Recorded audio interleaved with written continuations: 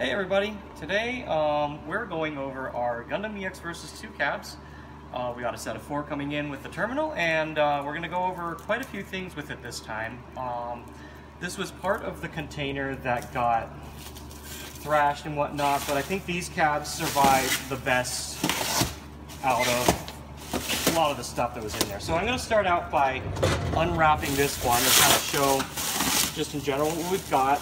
And then we'll go take a look at the hardware inside, and then wrap up, hopefully get it running, and do like a 4-player match and whatnot. We're hoping to get this ready enough to bring to the show next weekend, but all of these also came without locks, so I don't really have spares right now to put on, so I might just forego it for something else. Anyway, so these came on Namco Noirs. Normally this game was supposed to go on to a Grigio, which is their current cab for their current revision of the cab for this. But these were just an upgrade from a Noir, which adds some interesting stuff from from what we expected. So these run on BNA1, which does not have JVS, but it actually does run JVS for the game, so there's some interesting stuff in there to show that. So first off, like, these Noirs that we got were by no means like beautiful or anything like that. You've got down here some tape covering the, actually, is that even, no, that's just the, oh yeah, there is. So there's some electrical tape on there covering this peeling, this rust. That's definitely something that I either have to refinish or something at some point if we want to continue operating these. So they shipped it with the headers off. We'll have to put all of these back on. It's just 4 screws there, and it's got a little clip that clips into the side. So there's the EX Versus 2 art. Set this aside.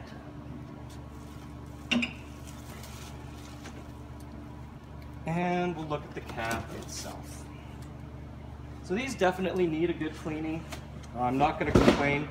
The game is quite difficult to obtain right now, so we're really happy to have been able to get it. Let's get in the coin bucket and see what we've got.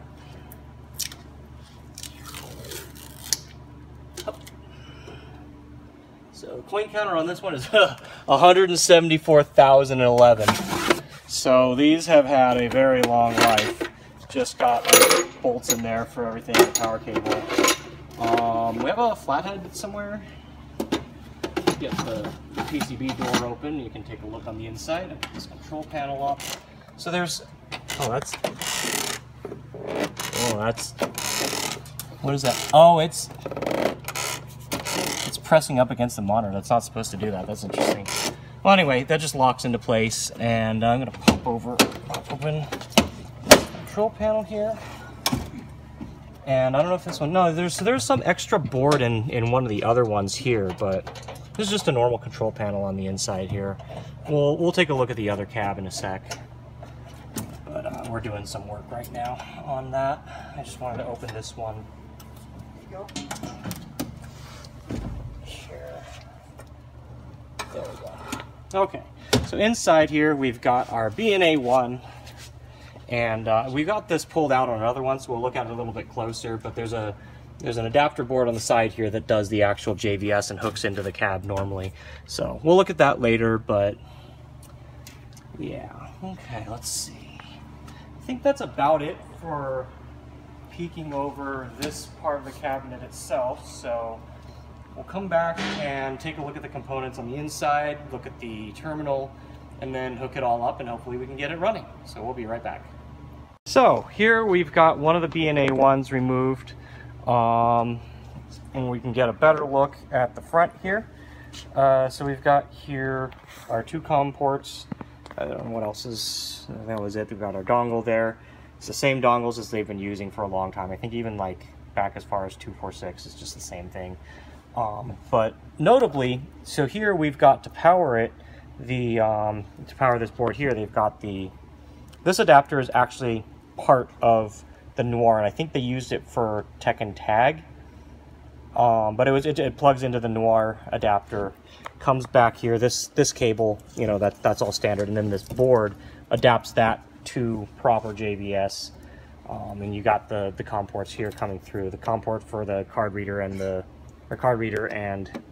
JVS I/O goes through here, that through. So you come down here, and now you can actually see like this is the rest of the harness for the cab.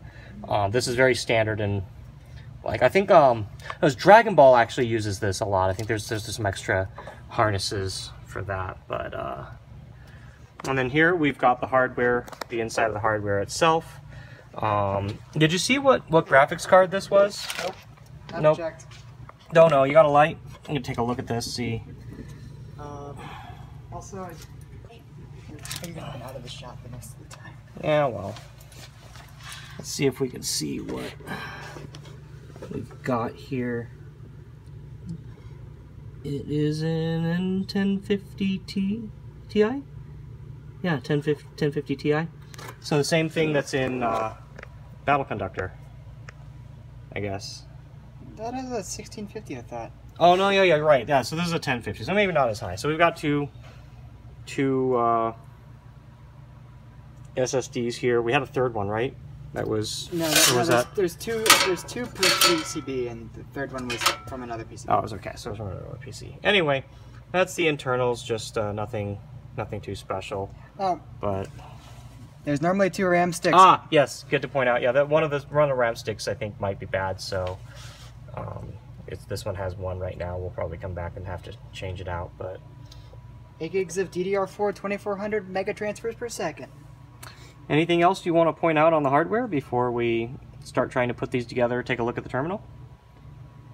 Not really. Yeah, I mean, that's about it. It's just interesting that it has this adapter. We had been wondering because from all the pictures we've seen of BNA1, there is no JVS on it, but it does run JVS. So anyway, that was pretty interesting. So there's that. We're going to take a look at the terminal next, and then we'll try and put all this together. Okay, we're back, and we're going to finally tackle this this terminal here. And so this thing, I've been trying to kind of puzzle for a while over how to put it together, and it looks like it overhangs over the top of it, over the player. It has some lights shining down. So I'm going to take all the wrap off of this thing. We'll kind of look over this terminal.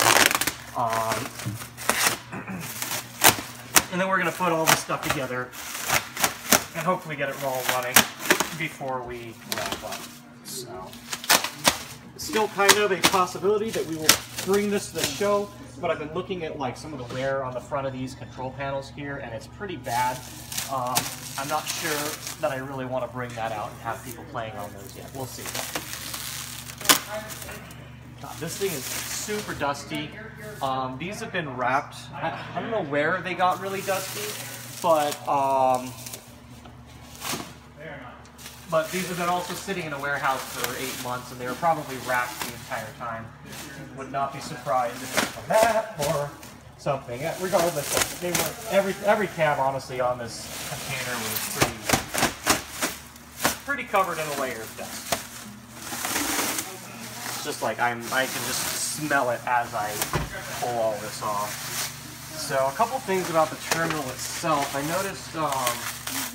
You know, at first I had thought, you know, these had pretty much survived most of the damage from the trip, but it does have some stuff dented in here on the front. I'm going to wheel it over so we can get a look at the front of this.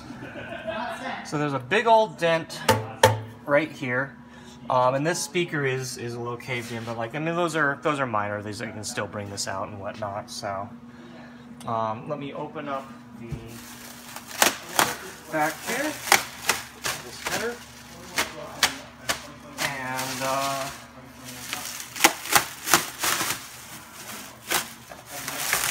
take a look at this thing.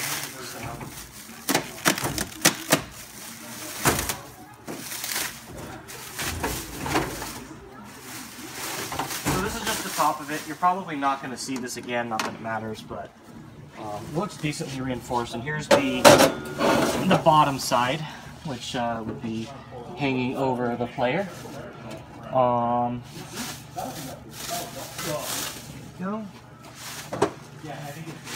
Oh, and I need to grab a screwdriver here. Open open up this cab because it doesn't have any locks. It's just screwed in. So let me see. This has a. So there's a lock on the side here, and this is how you access the test panel. I'm not sure, since it's not there, I'm not sure if there's something else or a latch or something that I need to flip to get that open. I don't remember if these are a little, I think these are different than the EX Versus. No, that's, feels like, I think there's a screw down here. Let me get this off,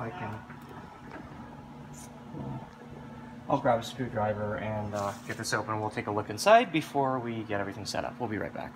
Alright, so we got this header on up here. It wasn't actually that bad at all. I've been originally worried that it'd be really tall, but it's not. I think this will, as long as I can roll it off the dock and into the truck and stuff, I think we're good. Depending on what shows we go to, if we have to take it off to get it in, maybe I just won't bring this cab. I think any big show that we're bringing Gundam to is going to be in a convention hall, not like a hotel or something.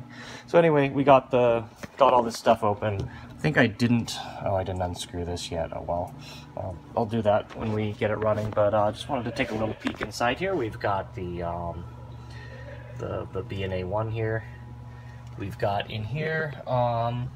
You can see back there. There's 2 power outlets, and that's for the router and switch for the cab. So we're going to get all these hooked up and wired up in a sec. We've got a stack of monitors here, so this is probably not Extreme 2 Maxi Boost or whatever, but we've got the list of manuals here, starting with Extreme Versus, Full Boost. We've got the cab layout manual, Extreme Versus Maxi Boost there again, and Extreme Versus 2. So that's everything. I'm going to get this all hooked up, and we'll have this running for the last half of the video. Before we get the rest of this set up, I've got some things hooked up for the live terminal, and I just wanted to show underneath this this panel we got it finally open. I forgot that the lock that's on the side of this is actually specifically just turns test mode on and off. There isn't actually a switch. Inside to press, there's a switch that's attached to the lock there, and when you turn it, it makes contact with the switch and puts it into test mode. So anyway, I just wanted to show that because it's kind of cool. We'll be right back. All right, we're back. 8, 7, 6, I think 6 months later, and or more, and we've got these set up now. We had one issue with, I don't even remember what was in I don't even remember what was in the video anymore. But like one of these we had dumped, and it has a storage error. We can't get it, or rather we probably can, but we're just not bothering to fix it. So we replaced it with another one. One of them had to reseat the RAM, and we accidentally disconnected the hard drive, so we just swapped that one out for now. I need to go into BIOS and fix it, but like little things like that, we got them all hooked up. We had everything done before, I just never, I think we were at the end of our time at the moment, and anyway, we got it all set up now, and I do not have 4 people to play, unfortunately, but we've got it all running, and I'm going to pass off the camera here, and just start a game. I also need to find the PCB that this all goes to, something, I don't know, this is something, but anyway.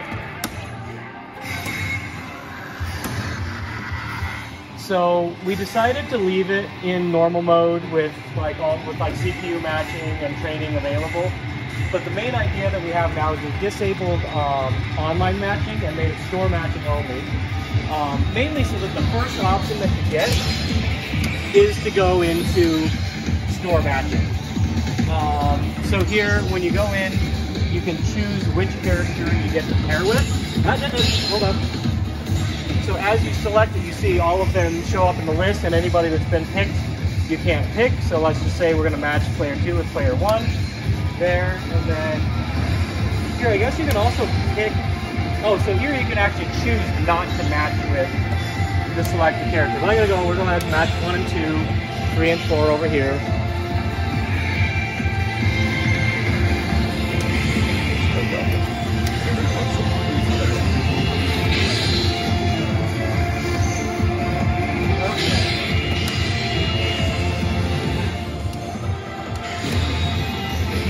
So you see these two, so they all come up, and once everybody's gotten to this point, it'll take them out of triad battle, which I believe is just like a kind of like a standby, like a lobby, and then now it matches all of them together.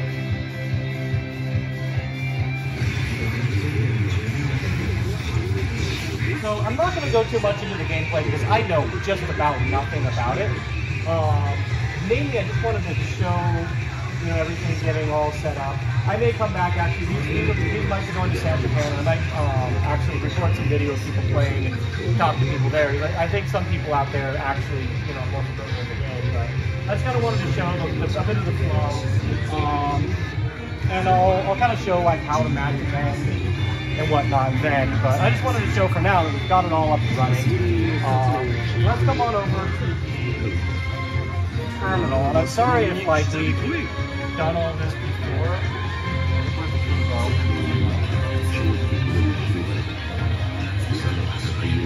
But now that we have everything all up and running,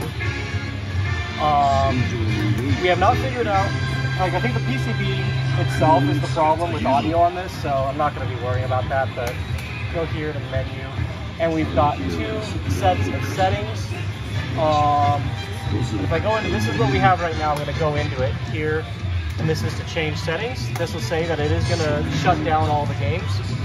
So we hit that and yes, and we've got our game settings that we had this on before. So right now I have it set to normal mode, offline only. You can come down here and it can be event mode or online with network, or online like, you know, global or whatever. Right now I have teams, actually I have teams set to shuffle, but it wasn't. It was probably reset when you. Oh yeah, it might have been. But no, normally I've been setting it to team. I don't even. We should probably turn that off, shouldn't we? What? The CPU matching. Maybe. Yeah, I'm gonna turn these off. I guess that doesn't matter there. Training mode and. Okay. So anyway, I'm turning this off so that, because at the beginning you're actually allowed to put more credits in and choose to do a bot match. We don't want that. We want people to be able to play with each other. And even if you don't choose it, it will throw you into a match after a set amount of time regardless. So anyway, down continue here. Off, right? Yeah. Oh, we have continue. Yeah, we turn continue off. Free play is set off by default here, and you can't change it. But we've set free play on each of the noirs themselves. Normally, you have the option in the game settings here to set your coin and all that stuff. So, and again, I don't remember if I already recorded this or not, but I'll do it again. So this is what I have, and this is probably what we're going to run at cons. Up here, you see you have the different groups. You can actually, yeah, you can actually come over and if you have multiple groups hooked up, you can do that. So you can run like 12 cabs off one terminal. Yeah, something like that. Okay.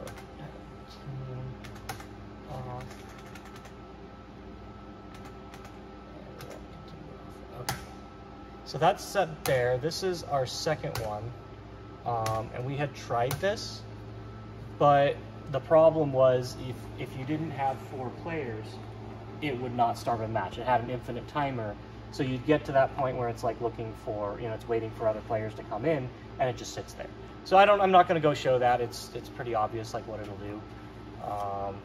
You're kind of, you know, self-explanatory. But yeah, you see here you have the option to put free play on here. Anyway, this is what we have set now for cons. And let's come over and take a look at the test menu on this real quick.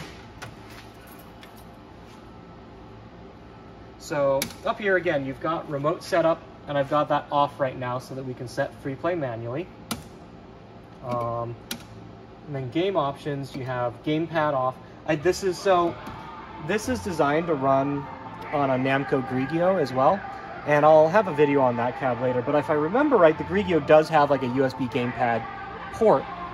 So if you were to turn that on, you would be able to use a gamepad on the Grigio, which I'm probably at some point going to put these into Grigios as soon as I can get more of them affordably. But there's that. And then a track sound. I have all of them set to server, which just means that the server is controlling what the attract sound is.